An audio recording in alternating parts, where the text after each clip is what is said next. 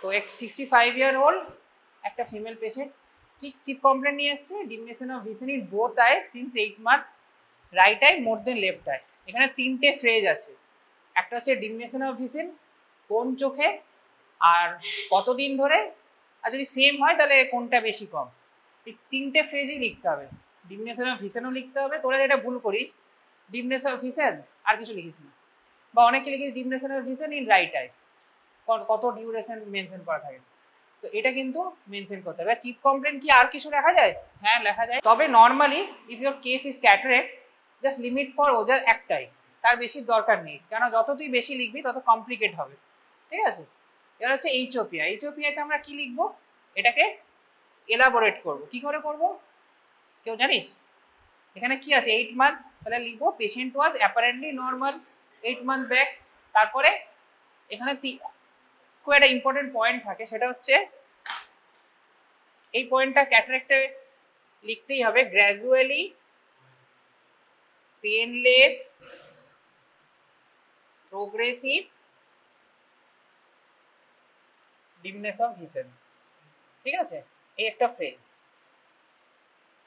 এবার এটাকে তুই ব্রেক করে লিখতে পারিস, পেনটাকে আলাদা করে, ওখানে যেমন লেখা আছে it was not associated with pain, ঠিক আছে, ইনসিডিয়াস ইজ অনসেট, এটাকে তুই ল্যাঙ্গুয়েজে আলাদা করে লিখতে পারিস। এইবার তোকে ধর কেউ জিজ্ঞেস করলো যে এটা তুমি ক্যাটারেক্ট কি করে বুঝলে, এরকম আর কি কি ডিডিতে এরকম সিমটম হতে পারে, আইডিয়া আর কি কি হবে? এইটা দেখ, ওইটা বাদ দে, এই জাস্ট তোকে এটা বলা হলো একটা পেশেন্টে gradual painless progressive dimness of vision in single eye বা বোথ আই কি হতে পারে। 65-year-old ফিমেল পেশেন্ট, কিছু হতে পারে আর নট? হ্যাঁ তাহলে একটা হচ্ছে প্রথমে এইভাবে যখনই কোনো কোশ্চেন থাকবে না, তোরা নিজেদের চ্যাপ্টারগুলো জাস্ট ফলো করবি যে চ্যাপ্টারে কি কি আছে। ফার্স্ট হচ্ছে তোদের অপটিক্সে ধর, ঠিক আছে, সেখান থেকে রিফ্র্যাক্টিভ এরার, এটা একটা হতে পারে। আচ্ছা কনজাংটিভা থেকে কি হতে পারে? কোনো ডিজিজ আছে কনজাংটিভা থেকে?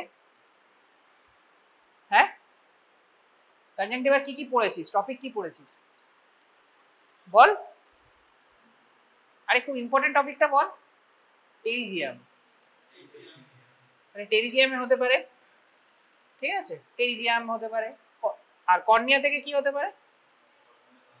আলসার। কেন হবে আলসার? পেনলেস পেন, হ্যাঁ, কর্নিয়াল ওপেসিটি। আর এটা কি বলছিস? হ্যাঁ কেরাটোকোনাস। আর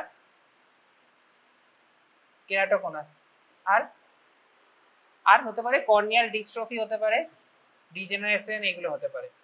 তো এতগুলো ডিডি আমাকে মুখস্থ করতে হচ্ছে না, আমাকে কিন্তু এইভাবেই বলে দিচ্ছি, বইয়ে আছে কিন্তু হ্যাপাজার্ড করে আছে, তোদের মনে রাখতে অসুবিধা হয়। লেন্স থেকে তো অলরেডি ক্যাটারেক্ট, যেটা আমাদের কেস।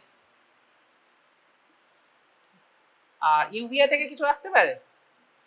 ইউভিয়া থেকে সাধারণত পেনলেস কন্ডিশন কম হয়, কিছু কিছু আছে স্নো ব্যাংকিং বা পোস্টিয়ার ইউভিয়াইটিস যেগুলো, সেগুলোতে পেন অতটা হয় না, তো সেগুলো হতে পারে। আর গ্লকোমা, কি গ্লকোমা হবে? Open angle glaucoma, primary open angle glaucoma. যদি অ্যাঙ্গেল ক্লোজার হয় তাহলে পেনফুল হবে, ঠিক আছে। আর কি হতে পারে? রেটিনা থেকে, রেটিনা থেকে অনেক ডিজিজ আছে যেগুলো হতে পারে, আরপি হতে পারে, ঠিক আছে, সিএসসিআর হতে পারে। If this patient is diabetic, তার ডায়াবেটিক রেটিনোপ্যাথি হতে পারে, আর এক্সেট্রা, ঠিক আছে।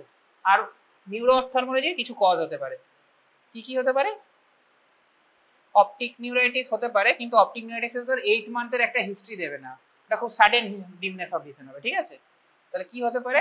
অপটিক অ্যাট্রফি, ঠিক আছে। তো এতগুলো আমি কজ পেয়ে গেলাম। তোকে যদি এক্সামিনার জিজ্ঞেস করে যে তাহলে এই পেশেন্টের আর কি কি ডিডি হয়, প্রত্যেকটা কিন্তু এর ডিডি, এটা এরকম করে মনে রাখার চেষ্টা করিস না, তোর অ্যাপ্রোচটা ঠিক রাখতে হবে, তাহলে তুই পরীক্ষার হলে নিজেই বানিয়ে বলতে পারবি, ঠিক আছে। এবার বলছে dimness of vision was same for both distance and near vision, was more in bright light. Near vision কি হয় নর্মালি আমাদের আইএমএসসি তে?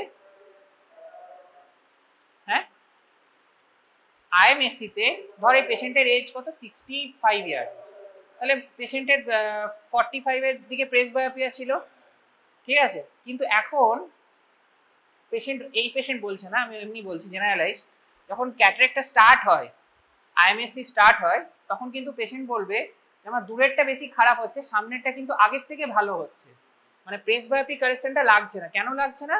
এটাকে আমরা বলি সেকেন্ড সাইড। কেন সেকেন্ড সাইডটা হচ্ছে? কেন লেন্সের যে রিফ্র্যাক্টরি ইন্ডেক্স, মানে আমি এখানে ক্রিস্টালাইন লেন্স বলছি, ক্রিস্টালাইন লেন্সের রিফ্র্যাক্টিভ ইন্ডেক্সটা চেঞ্জ হয়ে যাচ্ছে, ঠিক আছে? It was associated with glare এখানে বলছে। তো গ্লেয়ার আর ফটোফোবিয়া ডিফারেন্স জানিস না? জানিস না? জানিস? আমি বলে দিচ্ছি। গ্লেয়ার আর ফটোফোবিয়ার একটা বেসিক ডিফারেন্স হচ্ছে, গ্লেয়ার হচ্ছে যখন কোনো পেশেন্ট ব্রাইট সানলাইটে যাচ্ছে বা কোনো লাইটের দিকে তাকাচ্ছে তখন একটা হ্যালোজ দেখতে পাচ্ছে, দ্যাট ইজ কল্ড গ্লেয়ার। তাহলে ফটোফোবিয়া কি? ফটোফোবিয়া নর্মাল লাইটে, এইরকম লাইটেও পেশেন্ট জাস্ট চোখটা বন্ধ করে রাখবে। কি কি কন্ডিশন আছে যেখানে ফটোফোবিয়া হতে পারে আর কি কি কন্ডিশন আছে যেখানে গ্লেয়ার হতে পারে? গ্লেয়ার হতে পারে দুটো, তোদের ইম্পর্টেন্ট পয়েন্ট, একটা হচ্ছে ক্যাটারেক্ট আর সেকেন্ড হচ্ছে open angle glaucoma. Open angle glaucoma, ঠিক, মানে গ্লকোমাই ধর। এইবার হচ্ছে অ্যাঙ্গেল ক্লোজারও হতে পারে।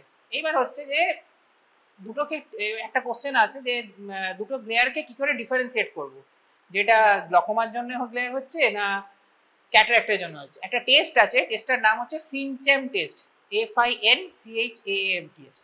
এটা স্টেনোপিক স্লিট দিয়ে দেখতে হয়, যখন যদি ব্রেক করে যায় তাহলে বুঝতে হবে এটা ক্যাটারাক্ট নয়, এটা গ্লকোমা, ঠিক আছে? আর আরেকটা কি? ফটোফোবিয়া। ফটোফোবিয়া কি কি কন্ডিশনে হতে পারে? ফটোফোবিয়া যখনই হচ্ছে না, এখানে একটা ইন্টারেস্টিং আছে, গ্লেয়ার হলে না এটা পেনলেসের দিকে যাচ্ছে, যে যে ডিজিজগুলো বললাম সেগুলোর মধ্যে কিছু একটা আসবে। আর ফটোফোবিয়া হচ্ছে মানে পেশেন্টের পেন হচ্ছে, ওই জন্য তাকাতে পারছে না। কি বললাম? অ্যাম্বিয়েন্ট লাইটে, মানে নর্মাল লাইটের পেশেন্টের প্রবলেম হচ্ছে। তাহলে সেটা কখন হতে পারে? যখন পেন হচ্ছে বা খুব সিভিয়ার কিছু ইনফ্লামেশন হয়েছে তখন। কি কি এরকম কন্ডিশন আছে?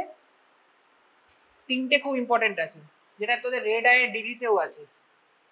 একটা ইউভিআইটিস, ঠিক আছে, এটাতে ফটোফোবিয়া, হ্যাঁ। আর আর কেউ অ্যাড করবি? Basically acute anterior uveitis. আর কিছু বলতে পারবি? একটা হচ্ছে অ্যাঙ্গেল ক্লোজার গ্লকোমা, ঠিক আছে, সেকেন্ডারি অ্যাঙ্গেল ক্লোজার বা এগুলো। আর 3 নম্বর অনেক সময় হয় কনজাংটিভাইটিসে। কনজাংটিভাইটিস সব সময় নয়, তো এই তিনটে কজ কিন্তু তখন আমি ভাববো। তো কোনো পেশেন্ট গ্লেয়ার নিয়ে এলে আমরা ক্যাটার ব্লক বা ওপেন অ্যাঙ্গেল গ্লকোমা দিয়ে ভাববো, মানে যেটা পেনলেস হবে। আর ফটোফোবিয়ার ম্যাক্সিমাম কন্ডিশন একটু পেইনফুল হয়, angle closure glaucoma, anterior uveitis এইগুলো। তাহলে এখান থেকে আমি একটা ক্লু পাচ্ছি যে এটা কোন দিকে যাচ্ছে ডায়াগনোসিসটা। আমি কিন্তু এখনো জানি না অ্যাজ এ থিওরিটিক্যাল যে ক্যাটারেক্ট আছে না ক্যাটারেক্ট নেই, ঠিক আছে? মানে ক্যাটারেক্ট না আমার কি লং কেস, ওকে এক্সামিনার বলে দিয়েছে, তুই জেনে গেছিস, ঠিক, তুই রেট্রোস্পেক্টিভ করে লিখছিস, সেটা ঠিক আছে, কিন্তু প্রথমেই বলিস না স্যার ক্যাটারেক্ট আছে বলে আমি হিস্ট্রিটা নিচ্ছি। এটা রং, কিন্তু একদম রং। তুই তাহলে তো বলেই দিলি এক্সামিনারকে, তুই তো এখন এক্সামিনেশন করবি, তারপর তো ডায়াগনোসিস যাবি। তোরা এটা ভুল করে ফেলিস, তোরা অনেক সময় বলি যে স্যার ক্যাটারেক্টে তো গ্লেয়ারের হিস্ট্রি নিতে হয়, ক্যাটারেক্টে গ্লেয়ার হিস্ট্রি নিতে হয়, এই হিস্ট্রিটা আছে বলে আমাকে গ্লেয়ার হিস্ট্রি নিতে হচ্ছে। দুটো কথার মধ্যে অনেক ডিফারেন্ট কিন্তু, হ্যাঁ। আর একটা কালার দেখতে হয়, অনেক সময় পেশেন্টের যখন একটু ইন্ডেক্সটা বেশি চেঞ্জ হয়ে যায় তখন কিন্তু একটু ডিস্যাচুরেশন হয়, মানে কালারটা রেডই দেখছে, এমন না যে কালার ব্লাইন্ডনেস হয়ে যাচ্ছে, কিন্তু ধর লালটাকে একটু কম লাল দেখছে, মানে যেটা ওপর একটু অরেঞ্জিস রেড লাগছে, এইরকম ডিফারেন্সিয়েট হয়, ঠিক আছে? আর কিছু না। আর কি? এটা এই নেগেটিভ হিস্ট্রিগুলো ইম্পর্টেন্ট। কেন? Redness, watering discharge, headache, double vision, colour halo আর ফ্রিকোয়েন্ট চেঞ্জিং অফ গ্লাস। কেন ইম্পর্টেন্ট? নেগেটিভ হিস্ট্রি নেওয়ার দুটো ইম্পর্টেন্স আছে, একটা হচ্ছে বাকি এইগুলোকে এক্সক্লুড করা, আর 2 নম্বর হচ্ছে আমাদের ওটির জন্য কোনো প্রবলেম আছে কিনা, যদি এটা ক্যাটারেক্ট হয় বা কোনো কিছু হয়।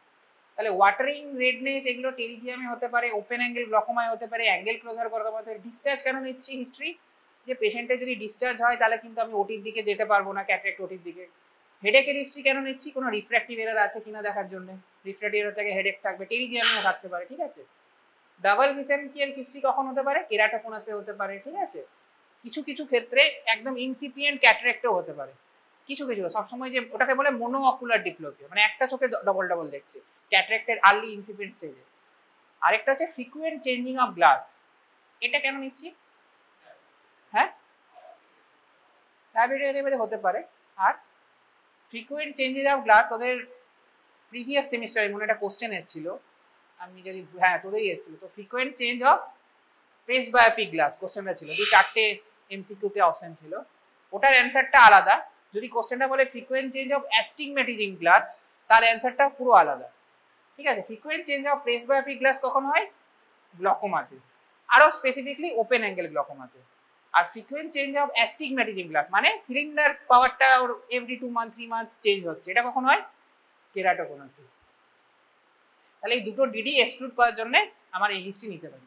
তো প্রত্যেকটা হিস্ট্রি বা তুই যে পয়েন্টগুলো লিখছিস তার জন্য লজিক্যাল রিজন তুই দিতে পারিস। তুই এমন কিছু নেগেটিভ হিস্ট্রি লিখিস না বা জানিস না যেটা লিখিস না, বেটার। ধর তুই মনে হচ্ছে আমি ডবল ভিশনটা এক্সপ্লেন করতে পারবো না, নেগেটিভ হিস্ট্রি লেখারই দরকার নেই, এক্সামিনার নিজে থেকে জিজ্ঞেস করলো ওটা আলাদা ডিফারেন্ট। কিন্তু যখন নেগেটিভ হিস্ট্রি লিখছিস তার কোনো লজিক্যাল রিজনিং থাকে, বিনা রিজনে কিন্তু কোনো হিস্ট্রি লেখা যায় না, ঠিক আছে? না অনেকে বলিস তোরা স্যার লিখতে হয় তাই লিখেছি, না লিখতে হয় তাই লিখেছি না, তোমাকে কারণ বলতে হবে তাই লিখেছো, ঠিক আছে? এমনি এমনি কোনো হিস্ট্রি হয় না, বইয়ে আছে লিখতে হয়, এগুলো কিন্তু কেউ শুনবে না। এবার হচ্ছে অকুলার হিস্ট্রি। অকুলার হিস্ট্রিতে কি কি লিখবো? কোনো আগে ওটি হয়েছে কিনা, পেশেন্ট কতদিন থেকে চশমা পড়ছে, এখন কোনো ড্রপ লাগায় কিনা, আগে কোনো ড্রপ লাগিয়েছে কিনা, পেশেন্টের কোনো লেজার হয়েছে কিনা, পেশেন্টের কোনো ট্রমা হয়েছে কিনা, পেশেন্টের কোনো ক্রায়ো হয়েছে কিনা, এতগুলো হিস্ট্রি নিতে হয়।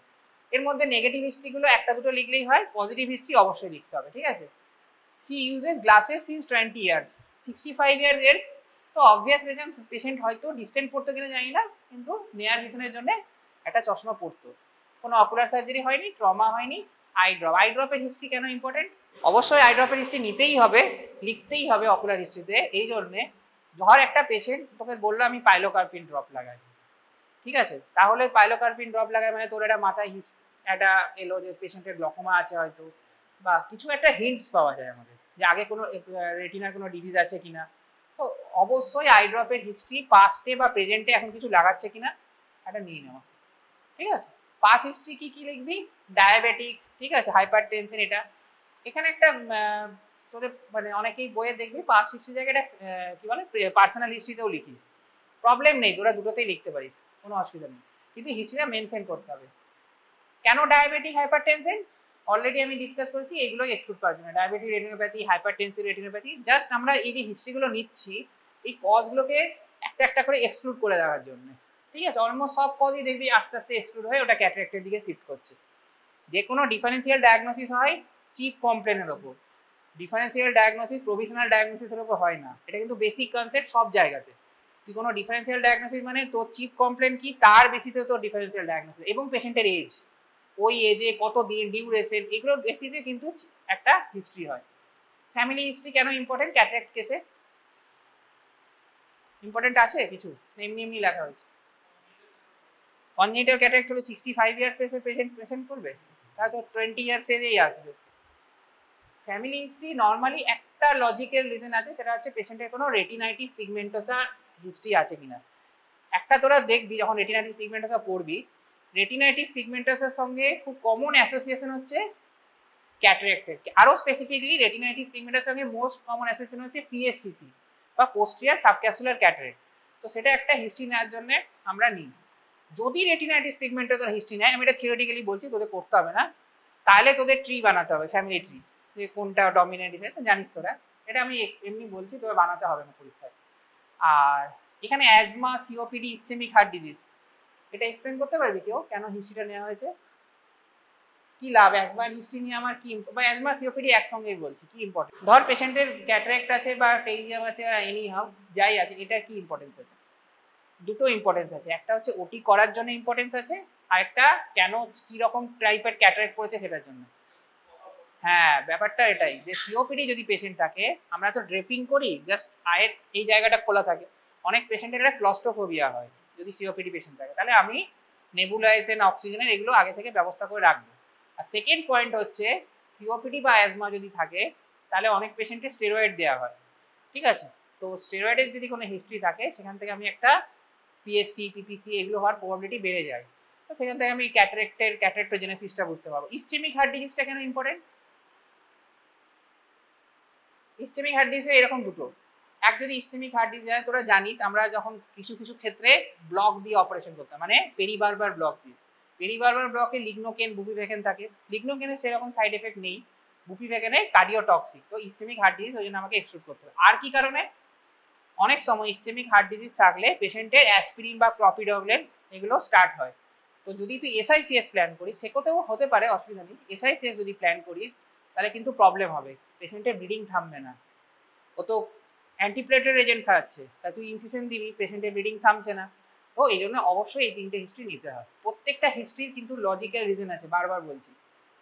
পার্সোনাল হিস্ট্রির মধ্যে যেটা ইম্পর্টেন্ট, এগুলো তো ঠিক আছে, এই 3টে point ball. Regular bowel and bladder movement, কেন কি দরকার ছিল? একটা পেশেন্ট কম দেখে তার সঙ্গে বাওয়েল ব্লাডারের কি সম্পর্ক? যদি আমি ধরে নিই পেশেন্টের ক্যাটারাক্ট ওটি করতে হয়, অনেক সময় জানিস তোরা বিপিএইচ যেটা হয়, বিপিএইচ এ ট্যামসিলোসিন একটা ড্রাগ হয়, ঠিক আছে?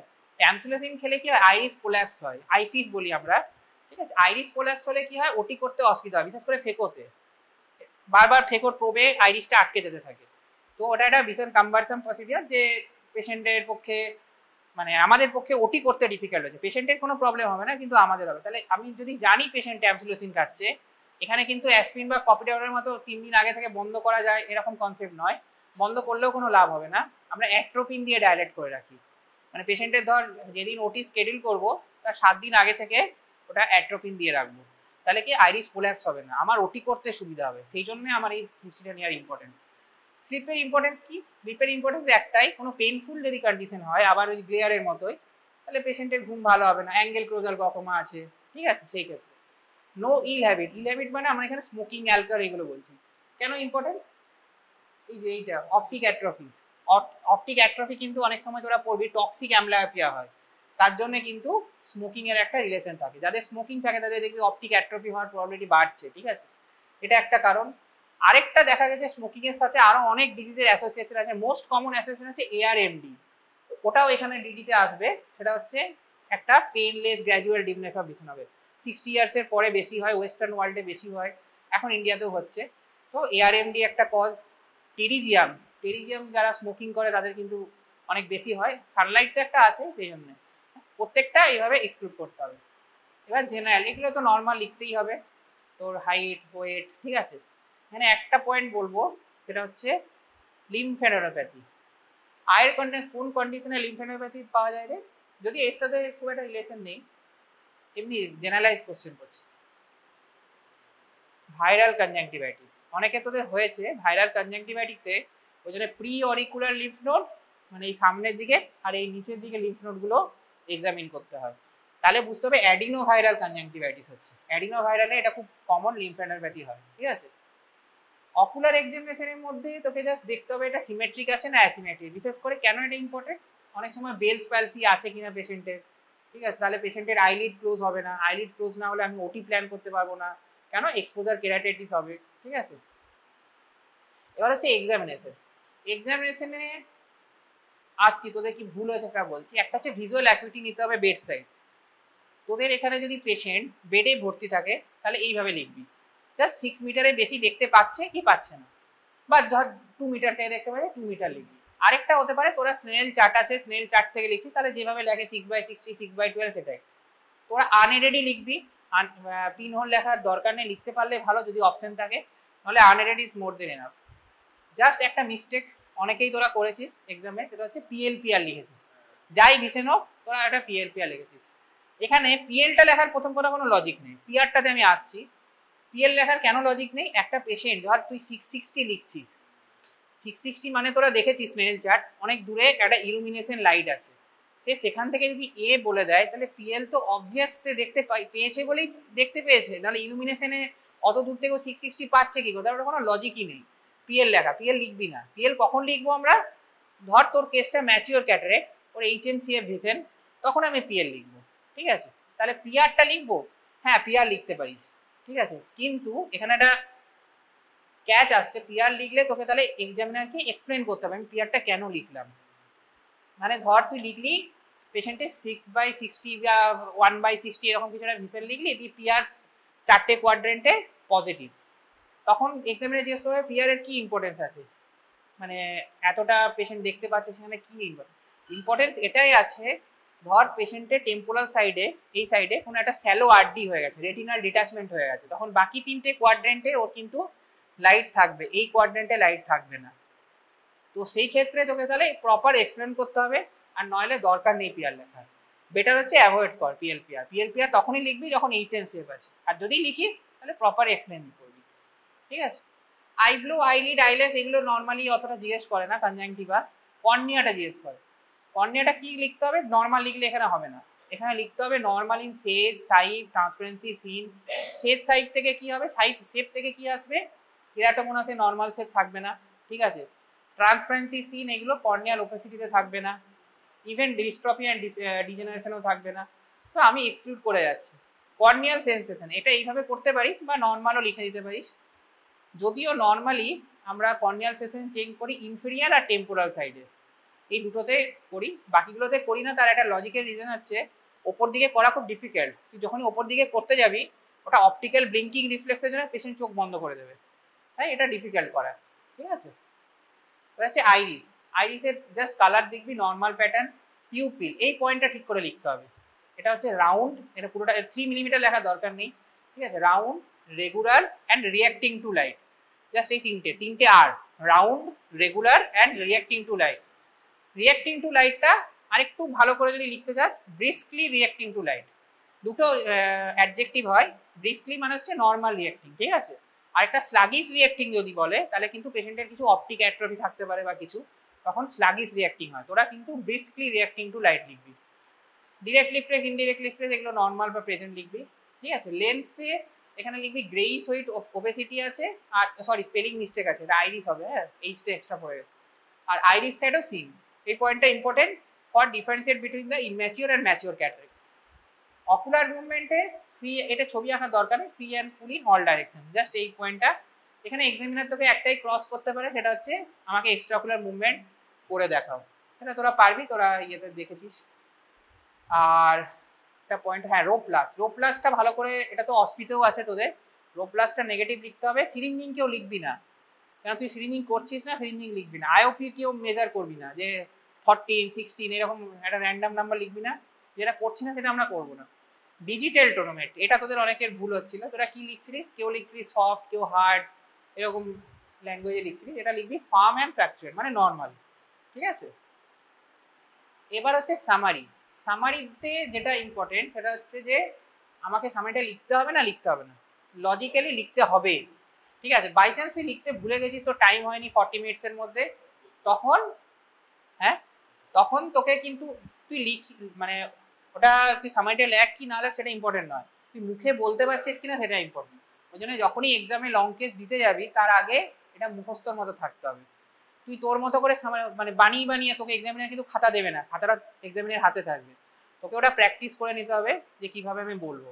ওখানে গিয়ে আটকালে চলবে না, জাস্ট একটা ফ্লোতে বলতে হবে, আস্তে আস্তে বল, কোনো প্রবলেম নেই যে একদম তাড়াতাড়ি তাড়াতাড়ি বলতে হবে, কোনো একটু টাইম নিয়ে বল, কিন্তু এটা মনে রেখে যে কি কি আমার পজিটিভ ফাইন্ডিং আছে, জাস্ট সেইগুলো অন এক্সামিনেশন করে পজিটিভ ফাইন্ডিং। এখানে এক্সামিনে আরেকটা কোশ্চেন হয় যেটা মিস করেছি, যে আইএমএসসি আর ম্যাচিওর ক্যাটারাক্টের কি কি ডিফারেন্সিয়েটিং পয়েন্ট। একটা হচ্ছে ভিজুয়াল অ্যাকুইটি, আইএমএসসিতে অতটা মানে এইচএমসিএফ এর নিচে ভিশন হবে না নর্মালি, আর আইরিস শ্যাডো, ঠিক আছে সেকেন্ড।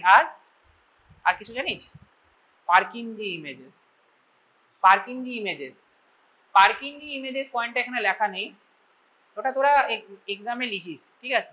নর্মালি যদি আইএমএসসি থাকে তাহলে তোরা লিখতে পারিস আমি 4টে দেখেছি, ঠিক আছে। আর যদি ম্যাচিওর ক্যাটারাক্ট থাকে তাহলে 3টের বেশি দেখতে পাবি না, কেন 4 নম্বরটা তো লেন্সের পোস্টেরিয়র সারফেসে পড়ছে, ম্যাচিওর থাকলে দেখতে পাবি কি করে।